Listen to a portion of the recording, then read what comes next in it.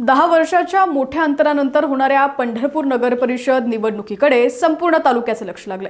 नगर अध्यक्ष पदाचं आरक्षण सर्वसाधारण महिला गटासाठी निश्चित झाल्यापासून येथील राजकीय घडामोडींनी वेग घेतला।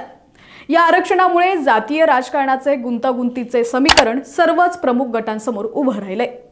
सर्वसाधारण महिला जागा असल्याने सर्व गटांकडून शहराला परिचित, सर्वसमावेशक तसंच आर्थिक आणि सामाजिक दृष्ट्या परिपक्व महिला उमेदवाराच्या नावांची चाचपणी केली जाते।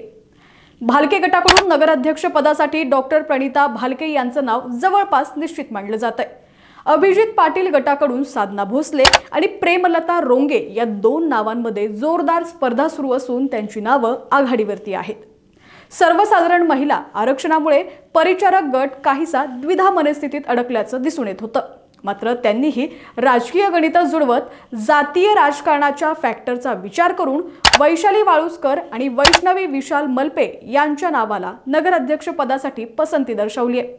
परिणामी पंढरपूर नगर परिषद नगराध्यक्ष पदाची निवडणूक प्रामुख्याने तिरंगी होण्याची दाट शक्यता निर्माण झाली आहे। या निवडणुकीत एक महत्त्वाचा राजकीय संकेत मिळतोय, तो म्हणजे वेळ प्रसंगी भालके गट आणि अभिजित पाटील गट यांची युती होऊ शकते। तसं झाल्यास ही निवडणूक अधिकच रंगतदार होईल।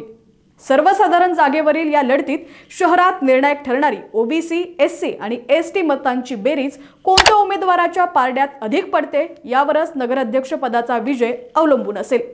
या निर्णायक मतांचा विचार मिळवण्यासाठी सर्वच गट जोरदार प्रयत्न करणार असल्याचं दिसत आहे।